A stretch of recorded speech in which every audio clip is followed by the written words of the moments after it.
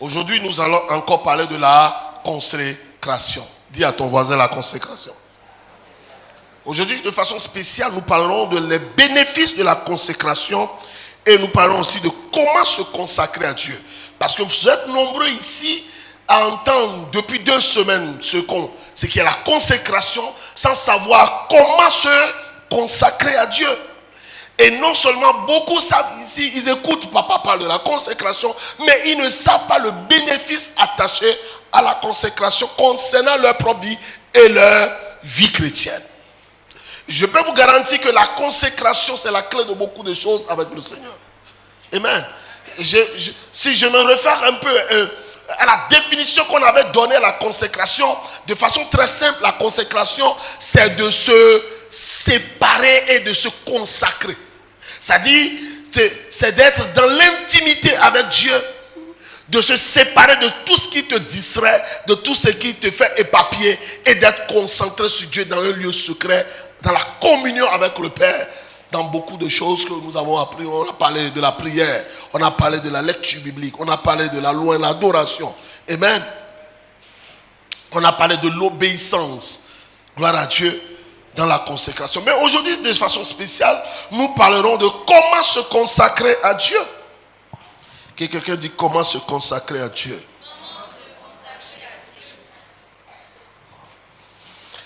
Décidez, on va, pour parler de comment se consacrer à Dieu, nous allons parler de façon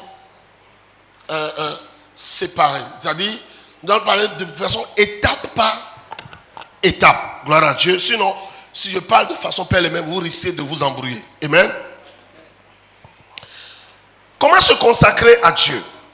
Le premier point, je parlerai de décider de vivre pour Jésus et renoncer à tout ce qui nous éloigne de sa présence. Premier point, nous parlons de comment se consacrer. Donc tu décides de vivre pour Jésus et de s'éloigner de tout ce qui te sépare de sa présence, tout ce qui te sépare de la communion que tu dois avoir avec eux, tout ce qui te sépare du divin. Amen. Matthieu au chapitre 16, verset 24. Matthieu 7, 24. Oui. C'est pourquoi. Matthieu 16, 24. 16, 24. Oui. Alors Jésus dit à ses disciples. Oui. Si quelqu'un veut venir après moi, oui, qu'il renonce à lui-même, qu'il se charge de sa croix et qu'il me suive. Alléluia. Ça veut pas, je vous dis, la consécration, c'est de te renoncer à soi et de se consacrer à lui. Tu as compris quelque chose?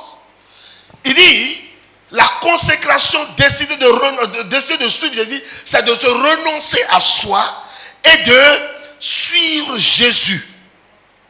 Et marcher avec lui. Pourquoi? Pourquoi nous devons le faire? Galates 2, 20 nous l'explique. Galates 2, verset 20. Oui. J'ai été crucifié avec Christ. Oui. Et si je vis, ce n'est plus moi qui vis. Écoute-moi bien. Quelqu'un qui m'entend ici, qu'est-ce que tu vis là maintenant? Tu respires, tu es debout, tu as dansé, tu peux lire la Bible, tu peux prier. C'est parce que Jésus est ressuscité un jour, il t'a donné la vie de la résurrection. Et cette vie doit être une vie qui honore lui et lui seul. Pas autre chose. Gloire à Dieu. Donc la vie de consécration, la décision que nous prenons, c'est de vivre la vie de Jésus et non notre vie. Gloire à Dieu. C'est pour cela que quand on était dans le monde, nous aimons peut-être aller dans les boîtes de nuit et danser. Nous aimons aller dans les buvettes, boire avec les amis. Mais à un moment donné, quand nous avons connu Christ, nous comprenons que ça, ce n'est pas la vie de Christ, mais la vie que je vis aujourd'hui, c'est d'être consacré à Jésus et de venir danser pour Jésus dans son église. Est-ce que vous comprenez? Et d'aller prier pour Jésus et de lire sa parole et d'être attaché aux choses divines. Simple. Quelqu'un me suit et me comprend? Je prie pour quelqu'un ce matin. Toi que le monde attire encore, que mon Dieu tend sa main t'arrache du monde et te ramène dans le divin. Et te ramène dans le royaume. Et de vivre la vie du royaume. Et que le royaume le royaume, la vie du royaume soit entièrement ancrée dans ta pensée, dans ton être, dans le nom de Jésus. Amen. Parce que c'est ça beaucoup de problèmes, beaucoup de personnes. Nous voulons être dans la foi, nous aimons l'église, nous aimons Jésus, nous aimons la vie du royaume, mais nous ne voulons pas vivre. Une chose est de l'aimer, mais une autre chose de le vivre. Nous les aimons, mais nous ne voulons pas le vivre. Nous voulons vivre la vie que nous vivons avant, mais en étant en Christ. Et vous comprenez ça? Donc Jésus était capable d'être sur le mont Sinaï et aussi au mont Golgotha. Mais il a décidé d'être au mont Golgotha. Ce n'est pas un choix. Tu n'as pas besoin de faire un choix.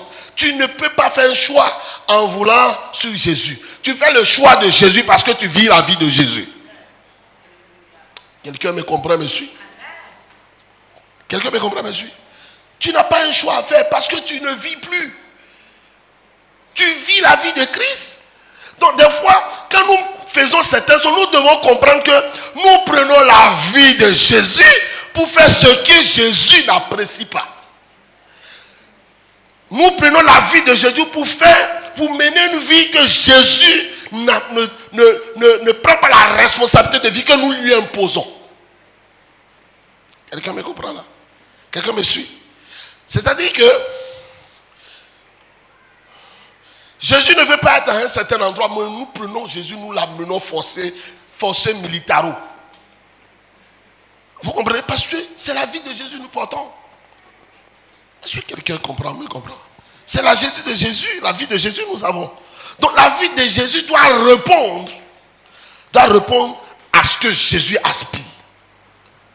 Vous savez, pendant que Jésus était dans son ministère très jeune, même ses parents, un jour, il les a fait comprendre ça. Est-ce que vous comprenez? Les parents l'ont cherché pendant 3 jours. Et au 4e jour, on vient le découvrir, il était à l'église. On vient le demander, mais qu'est-ce que tu fais à l'église? Tu aurais pu nous dire. Il dit non. Je fais les choses, je m'occupe des choses de mon père. Pas les choses de toi, ta vie. Toi, ma mère, toi, mon père, Chanel. Non. Je m'occupe des choses de ma père parce qu'il a la vie du Père en lui. Gloire à Dieu. C'est pour te dire que quand tu vis la vie de Christ, les gens vont t'interroger sur la vie que tu mènes. C'est à toi de leur répondre que je vis la vie de celui qui m'a sauvé. Je vis la vie de celui qui a eu miséricorde, qui m'a tiré de la boue, qui m'a lavé, qui m'a fait asseoir à la table des rois. C'est sa vie, je vis. Amen. Donc sa vie m'amène à faire des choses, à m'occuper des choses du royaume, pas m'occuper des choses des hommes. Quelqu'un avec moi? Quelqu'un de comprendre ce que j'ai dit? Amen. Donc je prie pour que tu t'occupes des choses du royaume, pas aux choses des hommes. Nous ne vivons pas pour un homme, nous vivons pour Dieu, le véritable. Écoute-moi bien, quand tu me regardes, tu ne vis pas pour moi. J'ai jamais connu la douleur de la croix. J'ai jamais connu l'humiliation de la croix. Mais il y a une seule personne qui a connu l'humiliation de la croix, le rejet de la croix, l'insulte de la croix, le poignard de la croix, le sang coulé sur la croix. Il y a une seule personne qui a connu ça. Pourquoi? Parce qu'il doit t'amener à vivre sa vie. C'est pour cela qu'il est mort à ta place. Pour qu'à la résurrection, la vie qui sort de la résurrection puisse être avec toi et que tu vives efficacement cette vie pour sa gloire et non pour la gloire d'autre chose. Je prie que tu vis pour la gloire du Seigneur dans le nom de Jésus. La deuxième chose, nous parlerons passer du temps dans sa parole et la prière. Amen. Jean chapitre 15 verset 7. Jean 15, 7. Oui. Si vous demeurez en moi. Si vous demeurez en moi. Et que mes paroles demeurent en vous. Demandez ce que vous voudrez. Donc, nous sommes nombreux. Nous sommes nombreux à être chrétiens. On le dit en parenthèse encore. À être chrétiens. Mais nous ne demeurons pas dans la parole de Dieu. Gloire à Dieu. Il dit, si quelqu'un veut venir après moi, non, excusez-moi, si vous demeurez en moi et que mes paroles demeurent en vous, C'est-à-dire que si tu essaies de vivre la vie de Christ et tu t'imbibes de la parole de Dieu et la parole de Dieu tout place en toi, maintenant, ça t'amène dans la prière. C'est ça qui fait que demandez ce que vous voudrez et cela vous sera accordé. Vous savez, beaucoup prient, mais ne reçoivent pas. Vous savez pourquoi? Parce qu'ils ne demeurent pas dans la parole. La parole n'a pas de place en eux. Ce qui fait que la prière est vide. Est-ce que vous comprenez ça? Relisons le texte. Si vous demeurez en moi. Il dit, si vous demeurez en moi. Et que mes paroles demeurent en vous. Et que mes paroles demeurent en vous. Demandez ce que vous voulez. Maintenant, demandez. Ça veut dire parler à Dieu. Prière. Si vous demeurez en Dieu, en Jésus, et Jésus demeure en vous par sa parole. Maintenant, quand vous demanderez, cela vous sera accordé. Cela vous sera accordé. Nous sommes nombreux à prier. Et on n'a pas le retour de la prière. Pourquoi? Parce qu'on fait un mois, on ne ouvre même pas notre Bible. On fait une semaine, on ne ouvre même pas notre Bible. On ne peut même pas s'asseoir. Aujourd'hui là, je vais passer 2 heures de temps à au moins étudier la Bible, lire la Bible. Et avoir des révélations pour la gloire du Seigneur. Entendre Dieu me parler. Afin que je puisse lui poser et soumettre mes problèmes. À travers la prière. Gloire à Jésus. Que la grâce d'étudier la parole de Dieu te saisisse ce matin. Que la grâce de demeurer dans sa parole te saisisse ce matin. Et que la grâce que sa parole demeure en toi aussi se saisisse ce matin. Dans le nom de Jésus. C'est-à-dire une chose est de demeurer dans la parole. Il y a une autre chose est que la parole demeure en toi. C'est comme de l'eau. Il y a une autre chose de boire de l'eau. Il y a une chose d'être trempé dans l'eau. Est-ce que vous comprenez?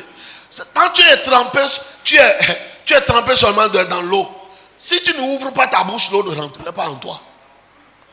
Gloire à Dieu. Donc toute personne qui est ici, je prie ce matin que Dieu te ouvre. Que la parole entre en toi.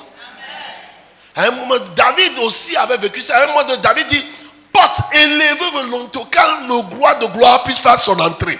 Amen. Tant que tu n'ouvres pas, Dieu ne fera pas son entrée. Il y a des gens qui lisent la Bible. Ils lisent la Bible, mais rien ne entre. Pourquoi? Parce qu'ils n'ont pas ouvert leur cœur, ni leur pensée pour que la parole trouve place. Je prie que la parole de Dieu trouve place en toi ce matin. Trouve place en toi ce matin. Et que quand tu demanderas, que tu t'appuies sur ta parole pour pouvoir demander et faire des réclamations dans le nom de Jésus. Dans Colossiens 3, verset 23, il dit. Colossiens 3, oui. 23. Tout ce que vous faites, oui. Faites-le de bon cœur, comme pour le Seigneur, et non pour des hommes. Donc, en fait, quand nous vivons la vie de Christ et nous voulons demeurer en Dieu et que Dieu demeure en nous, en fait, vous ne le faites pas pour un homme. Vous ne le faites pas pour le pasteur. Vous ne le faites pas pour l'église. C'est-à-dire votre croissance dans la foi, dans la parole de Dieu n'est pas pour une autre personne. C'est pour toi-même et pour Dieu. C'est pour ta relation avec Dieu. C'est pour ta communion avec Dieu. C'est pour ta croissance pour Dieu. C'est pour ton évolution pour Dieu. Pas pour d'autres personnes. Alléluia. Alléluia. Je prie que ta mentalité change et que tu comprennes les principes du royaume et les façons de faire du royaume. Dans le nom de Jésus. Le troisième point, nous parlerons de... Il dit, restez ferme face aux tentations. Puis dépendre de Dieu pour surmonter les épreuves. Restez ferme face aux tentations. Gloire à Dieu. Matthieu 26, verset 41 dit... Matthieu 26, 41. Oui. Veillez. Oui, ça parle des disciples. Oui, veillez et priez. Afin que vous ne tombiez pas dans la tentation. L'esprit est bien disposé, mais la chair est faible. Alléluia. Ça, c'est Jésus qui parle à ses disciples. À la veille où il devait se faire arrêter. Il voit les disciples qui étaient là, assommés, à dormir. a dormi sans prier. Il dit, mais veillez, priez. C'est-à-dire rester dans la présence de Dieu. Priez. Veillez et priez. Pour que au jour de la tentation, que cela ne puisse pas t'emporter. Et nous savons bien, quand ils ne l'ont pas fait, celui qui était le responsable, qui les pilotait, qui était Pierre, qui au lieu de motiver l'équipe à prier, s'est endormi lui aussi. Nous savons quand le lendemain est venu, quand la tentation est venue, il a renié son Seigneur. Il a renié son Dieu 3 fois. Pourquoi? Parce que il n'est pas resté ferme pour pouvoir cultiver quelque chose, préparer, se fortifier dans la présence de Dieu, pour qu'au jour de la tentation, pour qu'il échappe. Je prie que Dieu te donne la force de prier, de rester dans sa présence dans le moment de consécration pour pouvoir être forgé au jour de la tentation, que cela ne puisse t'emporter. Dans le nom de Jésus. Gloire à Dieu. Vous savez, des fois, je ne sais pas si ça arrive aux gens ici, hein, mais moi ça m'arrive souvent. Je crois que ça arrive aussi à mon épouse. Il y a des fois, la nuit, tu perds le sommeil. Gloire à Dieu. Tu ne trouves pas sommeil, tu fais tout. Si tu veux, tu peux aller prendre tous les somnifères possibles, tu ne vas pas avoir sommeil. Vous savez pourquoi c'est comme ça? Dieu veut juste que tu veilles avec lui, que tu pries. Tu vas voir que quand tu vas passer 1 heure, 2 heures, 3 heures de temps dans la prière, dans sa présence, le sommeil vient tout faire. Tu vas dormir paisiblement et tu auras une paix à l'intérieur. C'est-à-dire, nous perdons le sommeil, nous forçons de dormir. Et au lieu de rentrer dans la prière avec Dieu et de veiller avec le Seigneur, c'est en ce moment que l'ennemi a mis un objet dans notre main qui nous détruit progressivement, on ne sait pas. C'est maintenant qu'on prend notre téléphone, les pages sur lesquelles on n'a jamais été là. On patauge sur les pages, on sort d'ici, on va ici. Est-ce que vous comprenez? On sort d'ici, on va ici. On va à TikTok, on va à Facebook. Si on quitte Facebook, on repart sur Instagram. On quitte Instagram, on revient sur TikTok. Jusqu'à 5 heures du matin, nous trouve. Et puis on sort de notre chambre, on a les yeux rouges. On dit, mais c'est quoi? Qu'est-ce que tu as eu? J'ai pas eu. J'ai eu l'insomnie. Ça arrive qui ici? Non, levez les mains, n'avez pas honte. C'est le jour de ta délivrance. Ça arrive à qui ici? Donc vous êtes nombreux, ça arrive pratiquement tout le monde. Si ça t'arrive, mon frère, prie, lève-toi seulement dans une adoration. Tu vas voir que la prière va monter tout seul. Tu vas commencer par tu vas avoir une voix qui va te dire, prie pour telle chose, prie pour telle chose, prie pour telle chose. Et en fin de compte, avant que tu te rends compte, tu comptabilises, tu te rends compte que tu as déjà fait 2 heures, 3 heures de temps dans la présence du Seigneur. Ça va te faire du bien. Parce que tu sors dans la présence de Dieu, dans la prière, le lendemain, quand une tentation vient, non, tu ne rentres pas dedans. Gloire à Dieu. Tu viens de passer un moment de consécration. Tu n'as pas envie de salir cette consécration. Tu n'as pas envie de succomber à ce que cette consécration soit compromise. Et tu fais tout pour pouvoir sortir de là. Gloire à Dieu. Que Dieu te donne la grâce de veiller et prier. Afin que tu ne puisses pas succomber à la tentation de ce temps. Dans le nom de Jésus. Alléluia. 1 Corinthiens 10, 13 dit. 1 Corinthiens 10, verset 13. Aucune tentation ne vous est survenue qui n'a été humaine. Et Dieu qui est fidèle ne permettra pas que vous soyez tentés au-delà de vos forces. Mais avec la tentation, il préparera aussi le moyen d'en sortir, afin que vous puissiez la supporter. Alléluia. Ça veut dire que quand la tentation vient vers toi, Dieu t'avait donné la remède depuis. Dieu t'avait donné la solution depuis. C'est toi qui n'as pas pris ça. Vous croyez que si Pierre avait prié la nuit, il aurait renié le Seigneur 3 fois? Non, c'est pas possible. Il n'allait pas renier le Seigneur 3 fois. Mais vous allez remarquer qu'après avoir fait ça, et quand il a passé 10 jours avec ses frères, dans la présence du Seigneur à la chambre haute, quand il est sorti avec assurance et courage.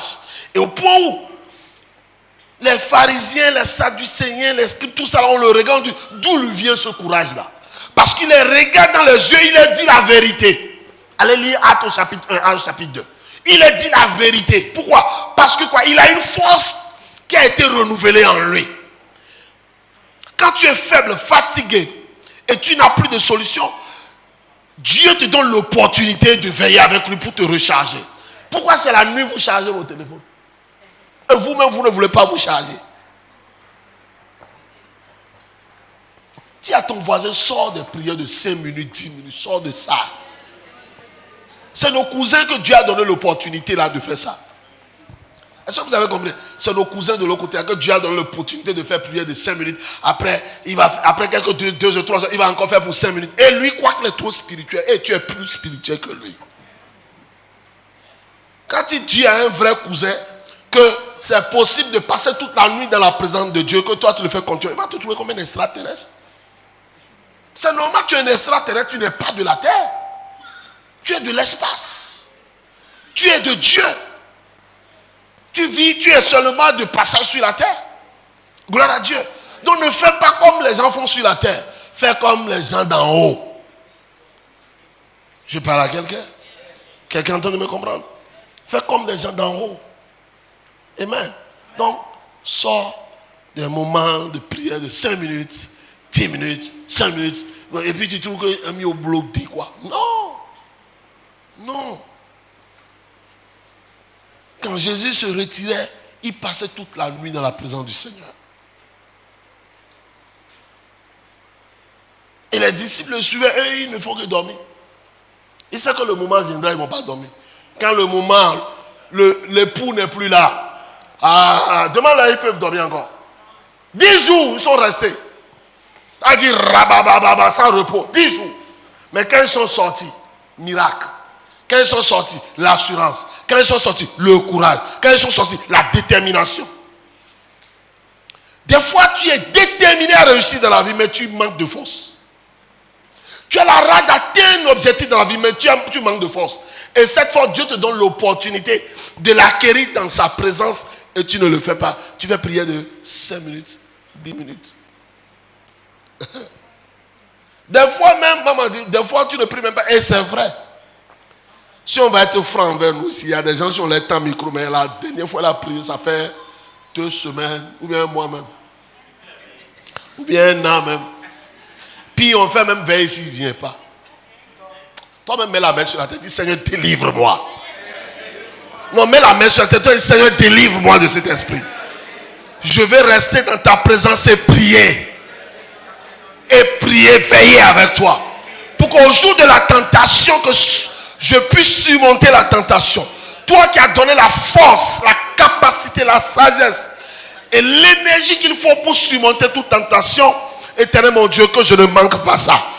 Dans le nom de Jésus. Renouvelle ma force de prière. Renouvelle ma force de consécration. Renouvelle ma force d'intimité avec toi. Dans le nom de Jésus. Que les distractions sortent de ma vie. Que tout ce qui m'éloigne de toi sort de ma vie en ce moment. Pour la gloire de ton Saint-Nom. Mon Dieu, mon roi, sois béni. Au nom de Jésus. Amen.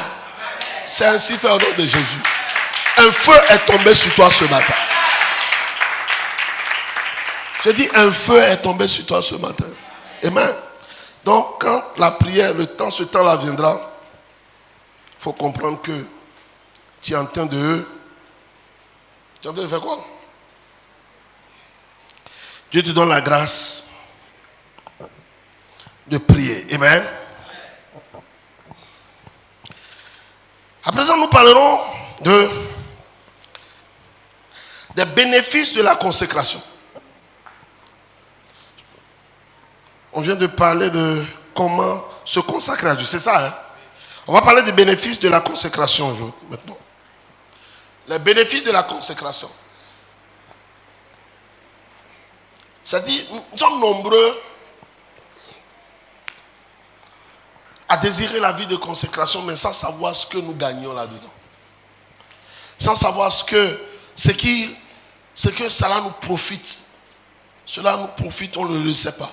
Donc ce matin, Dieu veut enlever le voile de tes yeux. Amen. Amen. Comme Jésus à la croix a dit, le voile est déchiré. Un voile va être déchiré et tu vas comprendre le profit que tu as dans la consécration. Amen. Quand une personne se consacre pleinement à Dieu, elle expérimente, première chose, une relation profonde avec Dieu. Elle expérimente quoi? La première chose, une relation profonde avec Dieu. Jacques 4, verset 8. Jacques 4, Oui. verset 8. Oui. Approchez-vous de Dieu Approchez-vous de Dieu. et il s'approchera de vous. Et il s'approchera de vous. Nettoyez vos mains, pécheurs. Nettoyez vos mains. Purifiez vos corps. Purifiez vos corps. cœurs, hommes irrésolus. Vous savez, Dieu est en nous. Il y a une chose.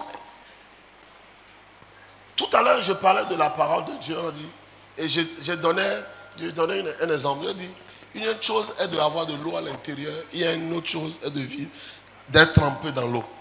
C'est ça. Hein? C'est aussi pareil pour Dieu. Il y a une autre chose, que Dieu soit en nous.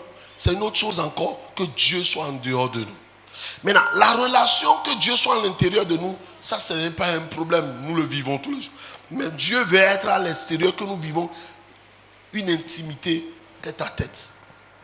Et quand tu essaies de t'approcher de lui, lui aussi s'approche de toi. Est-ce que vous comprenez? Quand nous vivons une relation de s'approcher de lui et nous cultivons, nous voulons rester dans sa présence, lui aussi, il se présente pour être avec nous. C'est un mystère, n'est-ce pas? Pourquoi? Parce que il est déjà à l'intérieur de nous. Mais pourquoi il désire être à l'extérieur? Intérieur n'est pas extérieur. Gloire à Dieu. C'est-à-dire, le gars est dans la chambre à coucher et il dort toujours dans la chambre à coucher. Mais il veut venir dans la cour. Amen. Toi-même, je vais vous donner un exemple. Toi-même, dans ta maison, si on t'enferme une journée, 2 jours, 3 jours, 4 jours dans ta chambre à coucher, et puis on ne te donne pas l'opportunité de venir sur la cour, est-ce que tu es encore normal?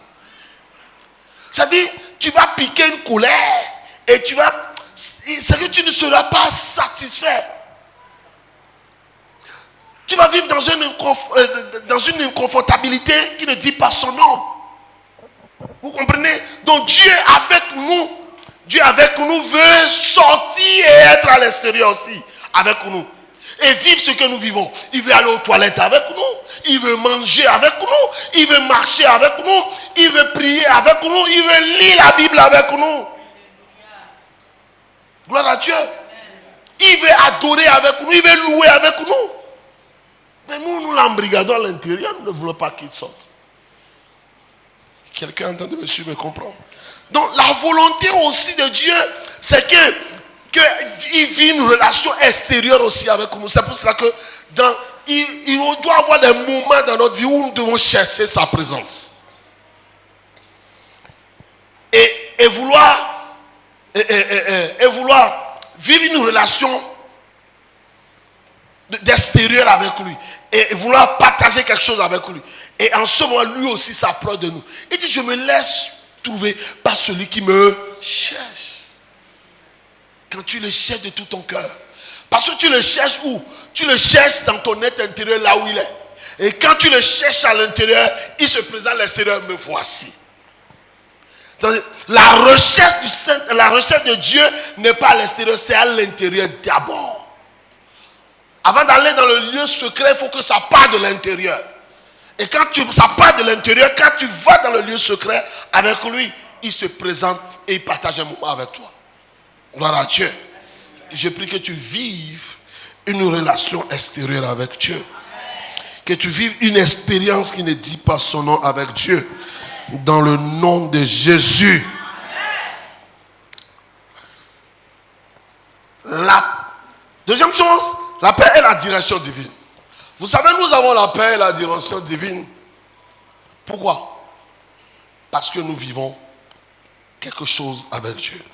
Jean au chapitre 14, verset 27. Jean 14, verset 27. Oui. Je vous laisse la paix. Oui. Je vous donne ma paix. Oui. Je ne vous donne pas comme le monde donne. Que votre cœur ne se trouble point et ne s'alarme point. Alléluia. Pourquoi c'est dans sa présence? Pendant que nous sommes troublés, nous sommes accablés, nous sommes stressés et nous réussissons à rentrer dans sa présence, nous retrouvons une paix. Une paix que l'argent ne peut expliquer, ne peut nous donner, ni une autorité ne peut nous donner, mais une paix que lui seul est capable de nous donner. C'est pour ça qu'il nous dit, la paix que je vous donne n'est pas comme la paix que les hommes pourront vous donner, mais la paix que je vous donne surpasse la paix que les hommes vous donnent. Gloire à Dieu. Et toi-même, tu n'arrives pas à expliquer la paix qu'il te donne. Toi qui es troublé, inquiet, stressé, ce matin, que le Dieu de gloire t'amène dans sa présence et que tu retrouves la paix. La paix qui surpasse toutes choses, que l'argent ne peut acheter, ni aucune autorité sur cette terre ne peut te donner, mais que seul Dieu est capable de te donner, que Dieu te donne cette paix. Toi qui n'as pas la paix dans ton foyer, que Dieu te le donne. Toi qui n'as pas la paix dans ton travail, que Dieu te le donne. Toi qui n'as pas la paix dans tes affaires, que Dieu te le donne. Toi qui n'as pas la paix à l'église, que Dieu te le donne. Que Dieu te donne cette paix. Dans le nom de Jésus. Et Ésaïe 30, verset 21, il dit quoi? Ésaïe 30, oui. Verset 21. Oui. Tes oreilles entendront derrière toi la voix qui dira, voici le chemin, marchez-y, car vous iriez à droite ou vous iriez à gauche. Alléluia. Ça veut dire que c'est dans sa présence que nous avons la direction. Dans la présence de qui? La présence de Dieu. Car la Bible dit qu'il est le chemin, la vérité et la vie. Pendant que nous perdons le chemin, dans sa présence, nous trouvons la direction. C'est pour cela que dans sa présence, Dieu doit t'ouvrir tes oreilles pour avoir l'instruction, pour avoir la direction, pour avoir l'orientation. Et Ésaïe nous dit, si c'est dans sa présence qu'il nous dit d'aller à gauche ou bien d'aller à droite, de trouver la direction qu'il faut. Quand tu es perdu, mon frère, cherche la présence de Dieu. Quand tu n'as plus d'orientation, tu es confus, cherche la présence de Dieu. Et le Dieu de ce rendez-vous, le Dieu qui nous a rassemblés ici ce soir, que ce Dieu te donne la direction. Amen. Qui te donne la véritable direction. Amen. Et que ce que tu veux entendre, qu'il te le dise au-delà, pour sa gloire dans le nom de Jésus. Amen. Gloire à Dieu. Parce qu'il est le chemin. Amen. Des fois, Dieu te donne, il te montre une vision. C'est-à-dire, des fois, Dieu te montre une vision et il te dit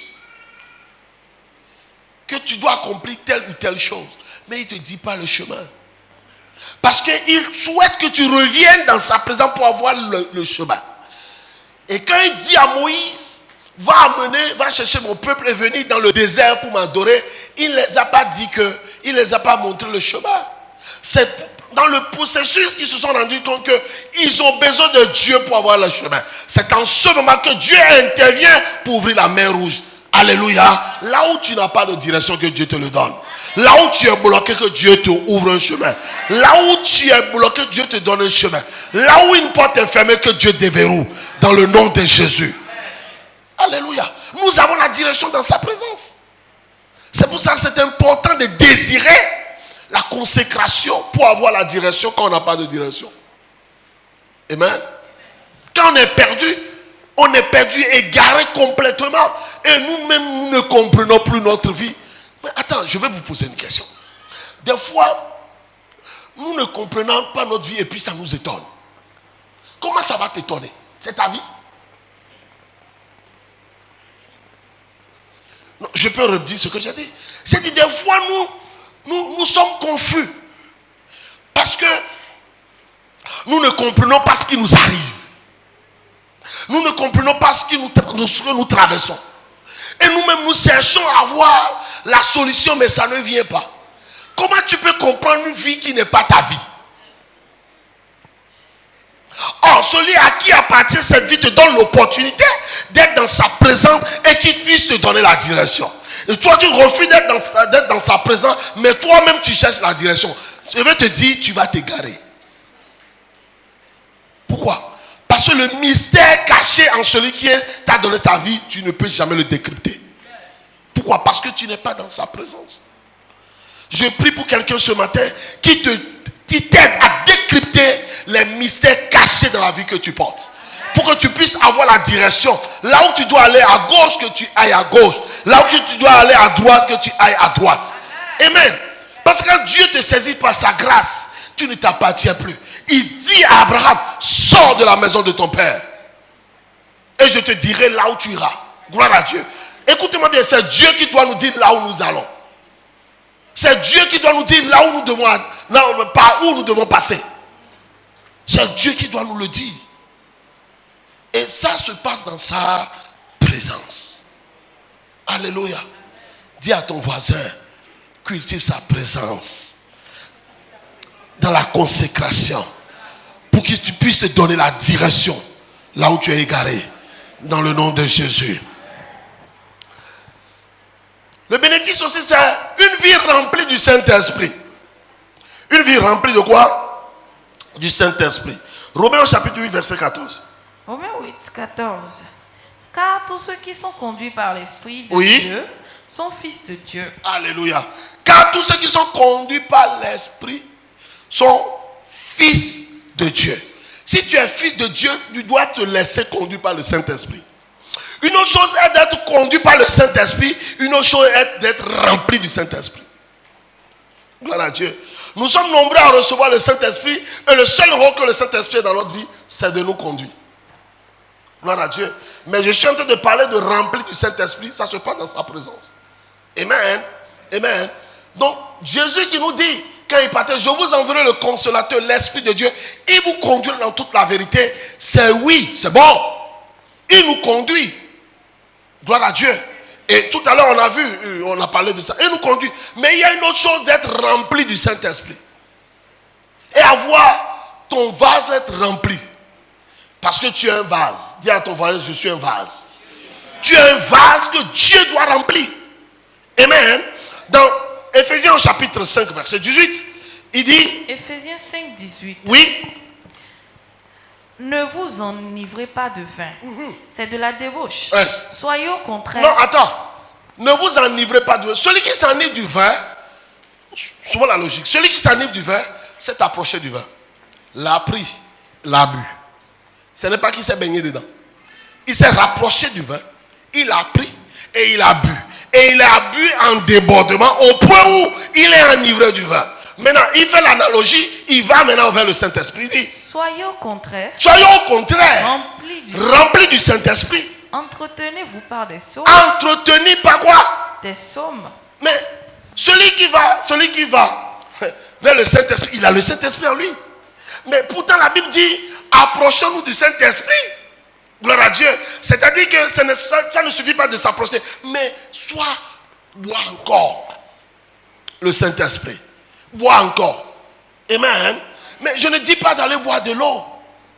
Il y a une femme samaritaine qui a été dans cette dimension. Il était avec le Seigneur, mais à côté d'un puits. Elle n'a pas bu l'eau du puits. Elle ne s'est pas baignée dans l'eau du puits. Mais pourtant, elle était remplie, débordée, au point où elle a couru pour aller dans tout le village, pour faire sortir le village, que j'ai vu le Seigneur.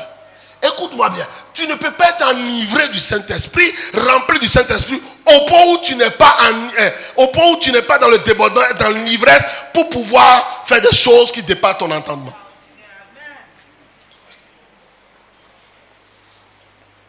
Gloire à Dieu. Cette femme samaritaine avait l'habitude d'aller au puits, avait l'habitude d'aller prendre l'eau au puits de Jacob, jusqu'au jour où elle est restée un bon moment dans la présence du Seigneur. Au point où elle a été enivrée, elle a couru. Tu ne peux pas être enivré et être stagnant. Tu ne peux pas être enivré du Saint-Esprit et ne pas avoir une dynamique imprimée dans ta vie. Tu ne peux pas être enivré du Saint-Esprit et ne pas dépasser tes capacités. Vous croyez qu'elle seule, avant, qui n'avait pas une moralité, cette dame n'avait pas une vie morale. Elle n'a pas une moralité. Elle peut aller faire sortir tout un village.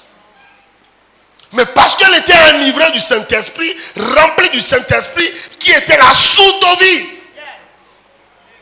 Il dit, mais si tu bois l'eau de ce puits, Jésus lui dit, si tu bois l'eau de ce puits, tu auras encore soif. Mais moi qui est la source d'eau vive, quand tu vas me boire, tu n'auras plus jamais soif. Gloire à Dieu. Nous sommes assoiffés, papa, prie pour moi, pasteur, prie pour moi, ça ne s'arrête. Ça dit, dépassez ça. Sortez des superflus, allez à la dimension élevée. Alléluia. Mais elle a dit au Seigneur, Seigneur, si elle est ainsi, donne-moi ce taux. Ou bien, c'est parce qu'elle s'est dit. Il dit, donne-moi ce taux. Il dit, bois. Quand elle a bu, elle a oublié qu'elle était venue avec une puisette, elle est venue avec une bassine. Elle a couru pour aller au village. J'ai rencontré quelqu'un, il m'a parlé. J'ai regardé, comme si Jésus lui a dit même de façon spéciale. Ce n'est même pas que Jésus lui a dit quelque chose de nouveau. Elle lui a dit ce qu'elle vit déjà même. C'est pas qu'on l'informe de quelque chose, on lui dit ce que tu vis déjà. Mais ça, pourquoi, ce n'est pas ce qu'on lui a dit qu'il a fait courir. C'est ce qu'elle a bu en Jésus qu'il a fait courir. Je prie que le Saint-Esprit te fait boire toute sa personnalité. La Bible dit dans le livre de Jean au chapitre 5, vous avez reçu de toute sa plénitude, grâce pour grâce. Par sa grâce, tu reçois toute sa plénitude ce matin. Par sa grâce, tu reçois toute sa plénitude ce matin. Dans la consécration que tu reçois sa plénitude. Dans l'intimité avec laquelle tu reçois sa plénitude. Au point où tu sois à un niveau que tu surpasses tes capacités dans le nom puissant de Jésus. Alléluia. Parce que nous sommes souvent dans le superflu. On ne veut pas aller plus loin. Il y a une chanson souvent, on chante, je veux aller plus haut. Je veux aller plus loin. Tu veux aller plus haut, tu veux aller plus loin. Avec qui? Avec Jésus. Jésus avec moi, avec son esprit avec moi, nous ferons des exploits. Toi seul, tu ne peux pas faire des exploits. Jésus avec toi, vous ferez des exploits. C'est avec lui que tu iras loin. C'est avec lui qu'il ira plus loin, tu iras plus haut. Dans le nom de Jésus. Je prie pour que quelqu'un aille plus loin dans ce ministère. Qu'il aille plus loin dans ce ministère. Qu'il aille plus haut dans ce ministère. Dans le nom de Jésus. Dans tes affaires, je te vois aller plus haut. Dans tes activités, je te vois aller plus loin. Dans le nom de Jésus. Dans ton travail, dans la carrière professionnelle, je te vois aller plus haut. Et je te vois aller plus loin dans le nom de Jésus. Alléluia.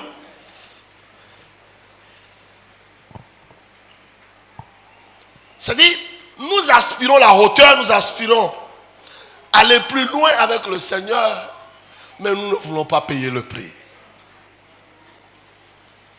C'est vrai, bien c'est vous. Nous ne voulons pas payer le prix. Ma prière pour quelqu'un ce matin est que tu payes le prix pour aller plus loin, plus haut avec le Seigneur. Et que tu vives une vie que le ciel a décidé que tu vives dans le nom de Jésus. Au dernier point, je parlerai de la victoire sur le péché. Le bénéfice de la consécration, c'est d'avoir la victoire aussi sur le péché. Gloire à Dieu. Vous savez, souvent, nous nous battons avec nos péchés mignons. Chacun, écoute-moi bien, chacun, ici, bien habillé, bien vêtu, nous avons tous notre péché mignon. Auquel nous nous battons pour pouvoir sortir là-dedans, mais nous n'arrivons pas. Dieu te donne l'opportunité de sortir là-dedans par la consécration. Amen. Romains 6, verset 12 dit quoi? Romains 5, 12. 6. 6, 12. Oui. Que le péché ne règne donc point dans votre corps mortel. Et n'obéissez pas à ses convoitises. Alléluia. Vous savez, n'obéissez pas. C'est la convoitise qui nous amène dans le péché. Mais quand tu convoites Dieu, en d'autres termes, quand tu convoites la vie de Christ, tu as envie de vivre mieux Christ. Au-delà de vivre, de convoiter le bijou du corps de quelqu'un, convoite le bijou qui est sur Jésus. Au-delà de convoiter l'habit que ton frère a porté, convoite l'habit qu'on a déchiré sur Jésus. Gloire à Dieu. Au-delà de convoiter la manière, l'éloquence d'un frère ou bien d'une soeur, convoite la manière dont Jésus parle aux pharisiens. Tu aspires à parler comme Jésus. C'est en ce moment, tu rentres dans sa présence, tu convoites ce que Christ est et il se révèle en toi. Gloire à Dieu. Il se bâtit en toi, édifie par édifie, pierre par pierre. Jour et nuit, il construit quelque chose de façon progressive dans ta vie, au point où un jour, tu atteins à la perfection. Gloire à Dieu. Tu atteins à la perfection réelle de Christ. Je prie pour quelqu'un ce matin ici, que nous atteignions la perfection réelle de Christ. Dans notre marche avec Christ. Ce n'est pas normal que tu sais Dieu, ou bien que tu as connu Dieu, et que le péché qui t'a permis de connaître Dieu, que dans ta croissance avec Christ, que le péché là demeure toujours. Tu as fait 1 an, 2 ans, 3 ans, 5 ans dans la foi. Tu te bats toujours avec les péchés. Il y a 10 ans que tu as connu, et tu as encore ça dans ta vie, et tu dis que tu as reçu Christ. Pose la question à ton frère. Tu as réellement reçu Christ? Il t'a répondu quoi? Il t'a répondu quoi?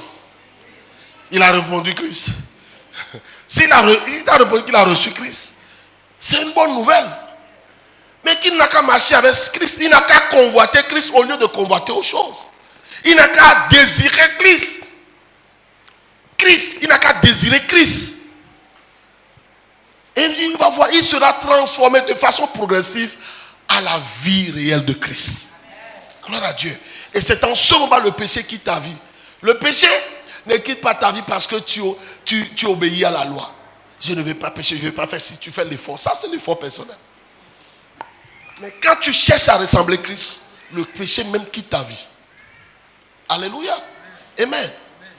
L'effort personnel, c'est temporaire. Ça revient.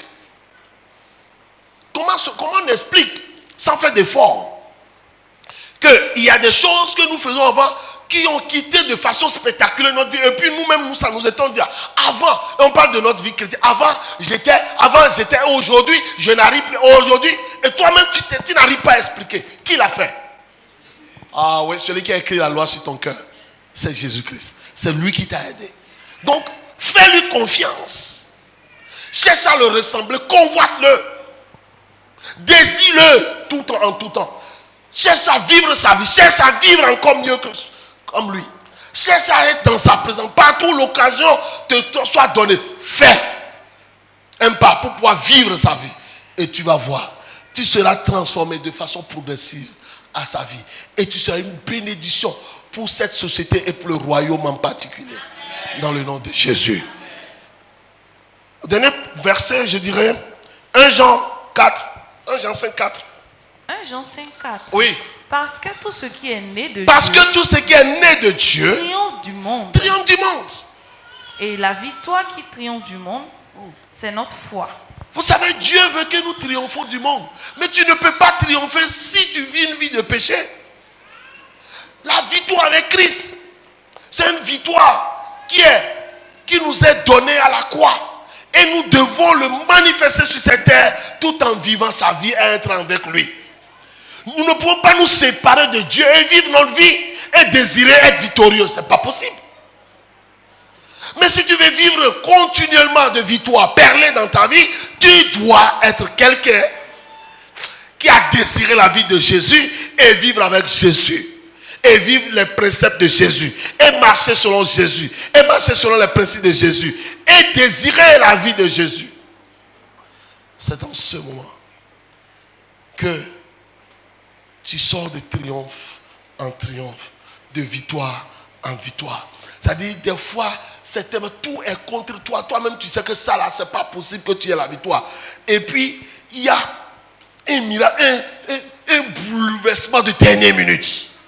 Un changement de dernière minute que toi-même, tu ne peux pas expliquer qui te donne la victoire. Et toi-même, tu te regardes et tu te dis, mais ça, là, c'est Dieu qui a fait. Pourquoi? Parce que tu as eu des moments de consécration. Tu as eu un moment où tu as désiré la vie de Jésus. Tu veux vivre comme Jésus. Et, amen. Et quand Jésus allait à la croix, tout était contre lui. On a tout cherché pour le condamner. On a monté des pièces, on a monté comment on appelle, des accusations pour ne plus qu'il sorte. Gloire à Dieu. Même quand on donne l'opportunité de le libérer, pour libérer Barabbas, on dit non, on doit le crucifier. Gloire à Dieu. Mais ce n'est pas le fait que les gens veulent te plomber, te crucifier que Dieu a fini. Non, il y a le 3e jour de la résurrection qui est là. Gloire à Dieu. Dieu n'a pas encore fini. Fais-lui confiance. Gloire à Jésus. Et on l'a crucifié, effectivement. Il est mort enseveli. Mais le 3e jour, il est ressuscité glorieux. Il est ressuscité glorieux. Et la Bible dit à la résurrection, Philippiens dit que Dieu lui a donné le nom qui est au-dessus de tout nom. Et ce nom, tu l'as aussi. Le nom de victoire, tu l'as. Le nom de grandeur, tu l'as. Le nom de l'élévation, tu l'as. Le nom de l'impact, tu l'as. Le nom de la gloire, tu l'as. Le nom de la bénédiction, tu l'as. Tu l'as pour la gloire de notre Seigneur Jésus. Tu l'as. Amen. Tu l'as. Pourquoi? Parce que tu as décidé de vivre la vie de Christ. Ce qu'il vit, tel il est, tel nous sommes. Vous savez ce que j'aime bien dedans? Il dit, tel il est, tel nous sommes dans ce monde. Cherchez-moi le verset, c'est quoi? C'est dans 1 Jean. Alléluia. Tel il est, tel nous sommes dans ce monde. Amen. C'est-à-dire, tel que Jésus a vécu, c'est tel aussi, toi aussi, tu vas vivre ainsi dans ce monde. Tel que Jésus a eu la victoire, c'est ainsi aussi que toi aussi tu auras la victoire dans ce monde. Tel que Dieu a eu le triomphe par la croix, c'est ainsi que toi aussi tu auras le triomphe par la croix que tu as porté pour le suivre. Ceux qui t'ont repoussé hier, tu auras la victoire, ils verront que tu n'as pas fait erreur de suivre Jésus. Ceux qui t'ont fermé la porte, qui t'ont tourné le dos, ils vont revenir à toi parce que tu as réussi. Je prie que tu réussisses. Je prie que tu deviens un impact dans cette société. Je prie que ta vie impacte sur les gens dans cette société. Que tu sois réellement une lumière qui est allumée, qui n'est pas mise sous un boisseau, mais qui est mise sur un chandelier, sur une table, et qui est comme une ville située sur une montagne. Ta vie est claire, ta vie impacte, ta vie révolutionne, ta vie change les gens, ta vie attire les gens dans la maison de Dieu pour la gloire de notre Seigneur Jésus. Que Dieu te bénisse ce matin.